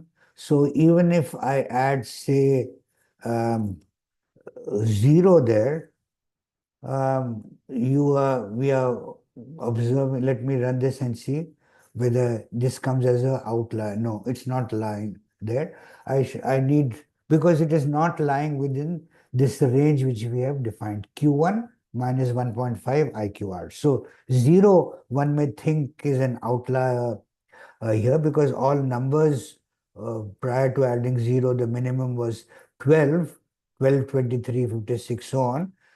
So by naked eye, you may say, oh, 0 is an outlier, but statistically, 0 for this data set is not acting as an outlier, because it is well within the statistical definition of what outliers are. Okay, so this is a very important thing in statistics which we do.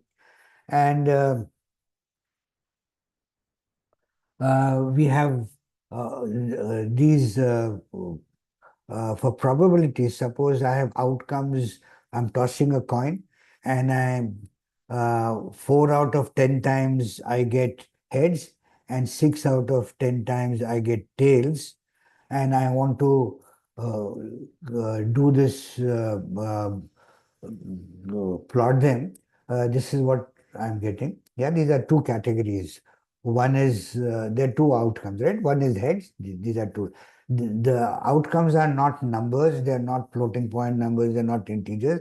Rather, they are heads or tails, or they are males or females. Suppose in a class there are so many males, and there are so many females.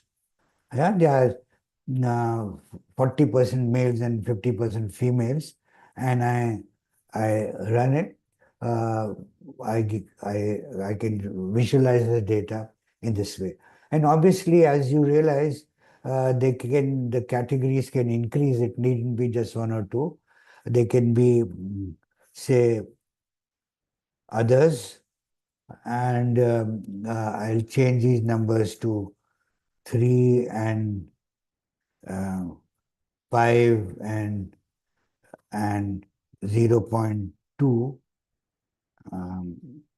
and I get this distribution, right? So these plots, the bar plots, are helpful to do this as well, right? So we have box plots, we have bar plots, we have histograms, and they are used specifically in different scenarios in different ways.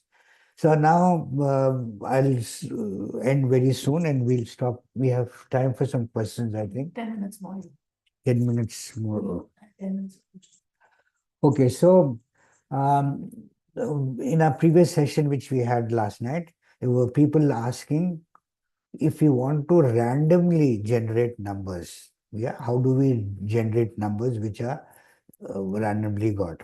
And there is a small cell here which shows I'm defining data, and I'm randomly generating them. But my distribution, I want that random numbers which are generated to follow the normal distribution, right? So these distributions are, it can be a binomial distribution. For example, binomial is when you have two things. For example, when I'm tossing a coin and I'm checking how many heads and how many tails, there are two things, two, binomial. So the distribution which it follows is a binomial distribution, right? So similarly, there can be various kind of distributions. And here we are looking at the normal distribution, where the data is distributed normally. So very often in nature, when we are studying a certain thing, somehow this normal distribution, which is also called Gaussian distribution, they are both the same.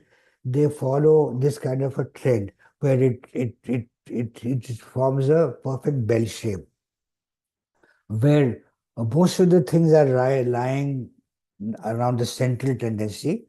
And for a perfectly normal distribution, you have mean, median, mode sitting on the same middle point, and the whole curve looks a beautiful bell shape. And if the standard deviation is large, then the bell is extended, it looks bigger. And if the standard deviation is small, then it is a squeezed up bell, showing that the central tendency, that the deviation or the variation of the center is less.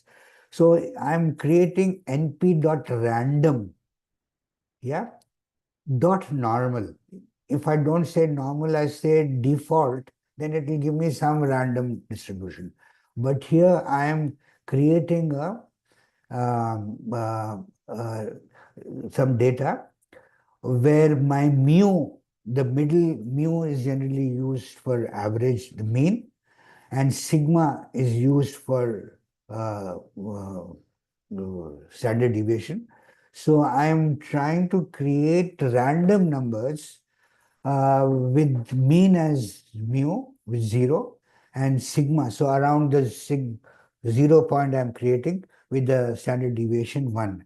And I'm creating 1,000 such points. Okay.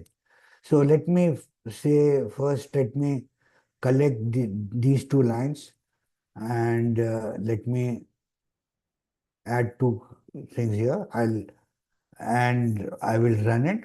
And if you want to see what these numbers which we have uh, generated and stored it in the variable called normal underscore data, I run this and you see this is what these numbers are. Okay, so these are the numbers which it has created. And if I plot them, okay, so now we are plotting the same thing using Seaborn, histogram plot, and I say this kernel density estimator as true, and color I choose as green or blue or whatever, and you set the plot title as normal distribution around 0 sigma 1 and X label as value, this is density, and I run it. I'm getting this histogram. This line SNS, his plot is giving us the histogram, and this and we are setting this KDA as true. Suppose I had not had true here. Suppose I had false here, and I run it. It plots the histogram without the KDE, right? So yeah, or we can just remove this thing totally and run it, and again it will just give you without the KDE. But if you want the a smooth curve sitting here, so it tries to fit one and shows you what this is. Okay, and you are seeing that it all the points are pretty much falling within this bell shape, and this is the actual normal distribution with sigma, this mu, the mean coming at 0 value, and sigma is 1. We could have done that by changing the sigma. I can change the sigma to say 0.5 or 0.23, and I generate it, and uh,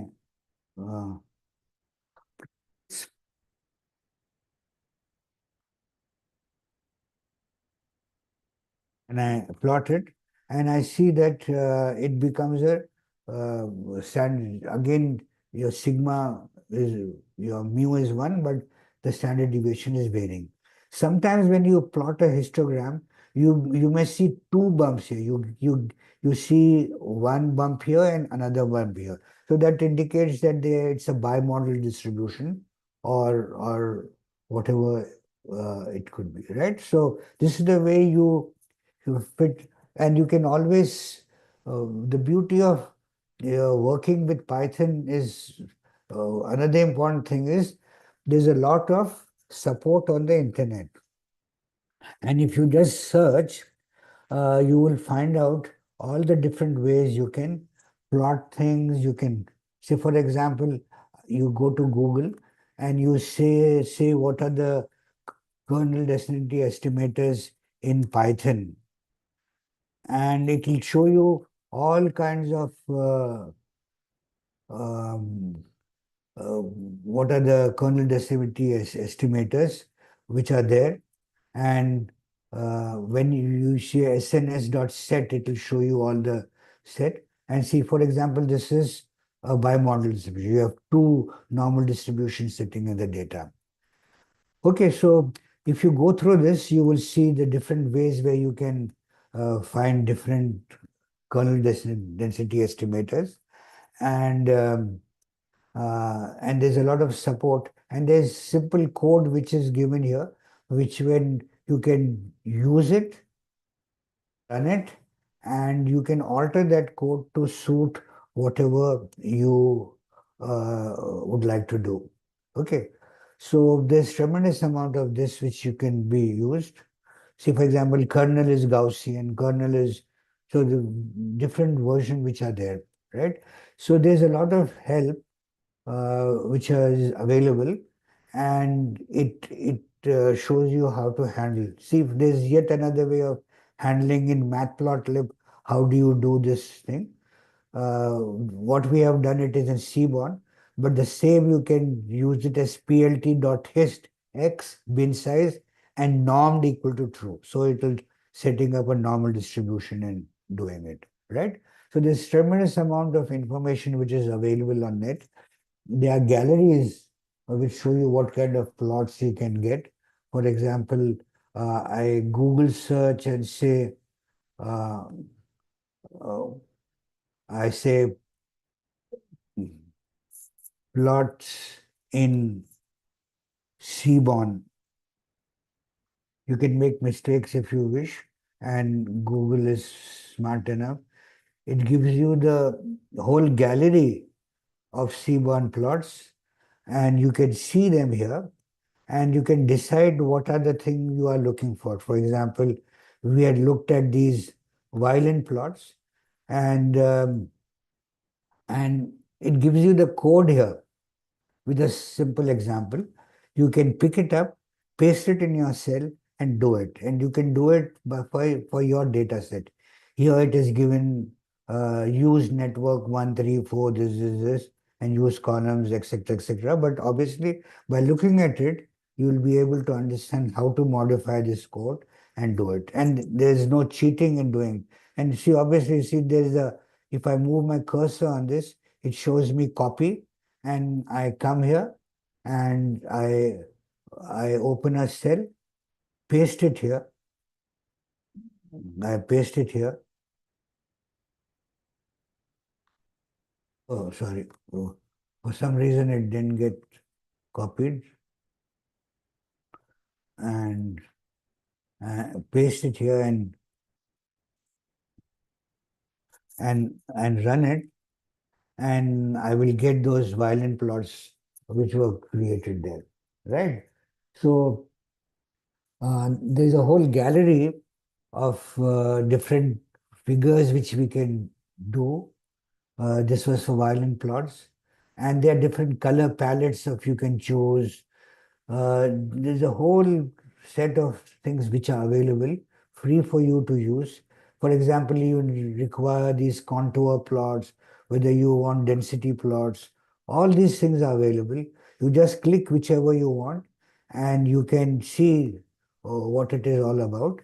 And you can copy this, paste it there, and use it for your data set to understand these things. Okay, so uh, I think I'm running out of time. So we'll stop here, and later we will see how to, uh, uh, for a data set which we have here, how to find a regression line and plot it here. Maybe this thing is, so you can try it out. This is a simple linear regression which we are trying to set between an X and Y, two sets of arrays which we have created. One is 1, 2, 3, 4, 9, 10, and Y array is 2, 4, 7, 8, 10, 17. And we are trying to set a, we are using the command lin regression of XY, and it prints the slope of the function. Yes, slope. It prints the intercept, y-intercept. It prints the r squared value, yeah, and so on. And it even plots it in this graph where we are. So it's extremely, So yes, slope into x, mx plus intercept c, y equal to mx plus c, which we have seen in our schools. And there it is. So you can set the beautiful titles to the thing, labels, legends, so on and do it. There is a small practice exercise set which is given at the end of it. Try to do it. And yeah, so if there are any questions, we'll try to answer them. Thank you.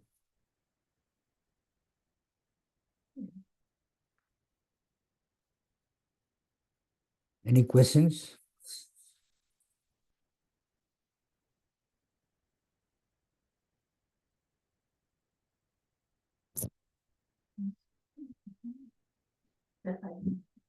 Yeah, NP, this Anurag is asked np.random.rand. Yeah, so this will generate in a random.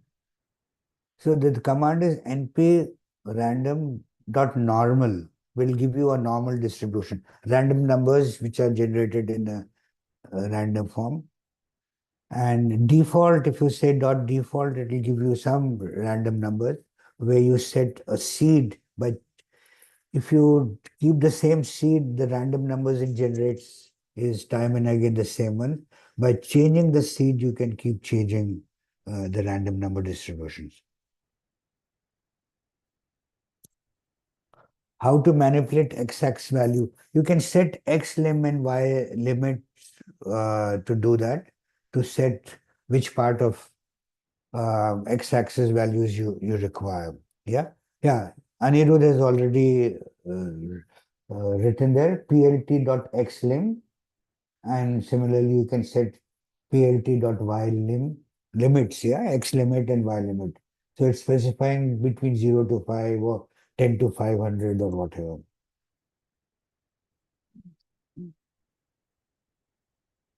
What's the purpose of legend? So PLT legend, this has been answered. Yeah, so PLT legend, see, suppose you have a graph, on the same graph you are plotting 2 or 3 different functions. One is a linear regression line, one is an exponential curve which you are sitting, one is a cost curve. So you are trying to say that the red line denotes the experimental data, and the blue line denotes that. So by setting the legend, it says which data set is being used. You have seen an example where you have x1, y1 and y2 being plotted on the same one. So when you say legend, you put that plt.legend, then it specifies that red line is the cost line and blue is the uh, sine curve, or vice versa. Yeah, so legend will give you. Similarly, we looked at males and females and tips given. So the legend will say the what color is being used for the males, which is for the females. Unless you have already specified and you know it. But when you are publishing a paper, it's always better to give the legend which comes in the corner of your figure. Python allows you to choose you wanted to have it on the top right hand corner, bottom right hand corner, or the left hand top corner. By default, it finds the right place. But if you specifically want it in a specific location, you use this legend for that. So that makes the graph more understandable for the reader to read, to understand. If you don't have a legend, then under the when you are publishing a paper or a book, under the figure, you have to write the whole thing. The red dots indicate such and such a thing, blue dots indicate the main sequence stars, and so on. But if you put the legend option on, then it comes in the figure itself, making it convenient for people to understand it better. I'm pretty used to Matplotlib. Matplotlib doesn't have. Yeah, obviously, Seaborn has a much bigger library. Your graphs are much more beautiful and there's much more control on that. The range of palettes which you can choose, the range of different plot which we can do in Seaborn is much larger. But it's fine. If you just want to stick on with Matplotlib, it's fine enough. So I'd like to add that, for example, what I showed you, those violin plots, box plots, heat maps, all these are typically things which can be done with Seaborn. Matplotlib, it's not that straightforward doing it. So in short, typically if you want to do statistical analysis or exploratory data analysis, Seaborn I think is far better. And it actually does create visually more appealing plots quickly with minimum code. You can probably do many of the things with Matplotlib, but then the code would be much more complicated, and how would you actually do it? So I think it's just a question of preference. If you are more comfortable with Matplotlib, go ahead with it. There's no reason. It's fine. It's just a matter of choice. I think it's okay, right? Yeah. Like Priya was mentioning, you can do the same thing in different ways, Yeah. and it's a matter of choice, which is you have. These are all the possibilities which we have. And for example, mean, median, mode, it can also be done from math library. It can also be done from statistics library. What we showed here is the NumPy library. And you get used to some and use that effectively, that's important. Yeah. So people often stick to their favorites because you just get comfortable with something. But often people, there are some new libraries which come in, which do it in a faster method with lesser code. So it's just a question of choice. I would say it's fine. Yeah, Whatever. and the trends change. Yeah. In our olden times, people never use violent plots, Yeah. but they are so beautiful. They represent things in a much more detail. Along each violin plot, if you see, you can see how the two categories are varying.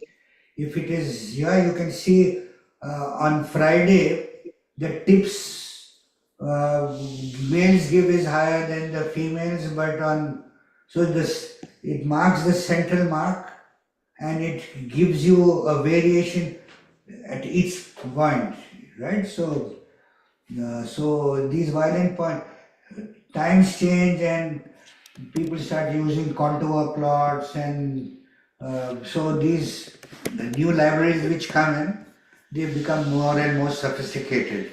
And C1 Gallery is much more sophisticated than Matplotlib. Matplotlib. That's about all. I think we have to. Comma separated variable. Ankita, you mean that? Yeah, commas. Data can be shared in various file formats. One is tab separated variable. Each column is separated by a tab, or each column is separated by a comma, or you can separate it by a semicolon. So there are different file formats. For example, there are VO tables formats, which we shall be talking. Astronomers also share data in VO tables, in fixed formats, various things. So the CSV is an ASCII file where the columns are separated by commas. But you can always have different delimiters, and you again have same kind of a command, pd.read underscore, and you specify what is the delimiter type. In bracket you say what the Delimiter is. Yeah, Excel files can be read in the same way and so on. But these comma separated files are very convenient, which we all the time use. Ma'am, when would So you I use? feel got to wind up. Okay. Okay. So, I think we have to stop now. It's 3 minutes before. Yeah, but we are meeting again next week. Next week we have a thing on viewing FITS files, etc. So we'll be meeting you next week too. And do post your questions on Slack. Or Daniel, can we continue answering? What is the deal? Oh no, we're up to time. We've come past time, so they should post Okay, their question in okay. Slack. Yes. Okay, fine. Yeah, so we'll answer it on Slack. You can send it on Slack. Yeah. Yeah. Thanks a lot. Gita And will Gita talk about Matplotlib and Seaborn. Slack. Okay.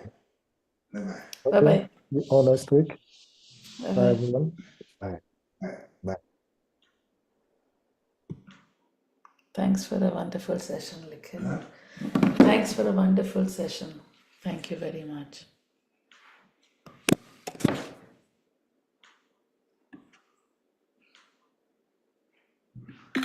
I think this went better than last. ना जब 10 दिन के बाद करने लगे तो क्या? Yeah, and then we know now what is. Honestly, Raja, we didn't know what we had to do. अपन लोग एक है कि हिम्मत करके बैठ जाते हैं. But ये because the thing is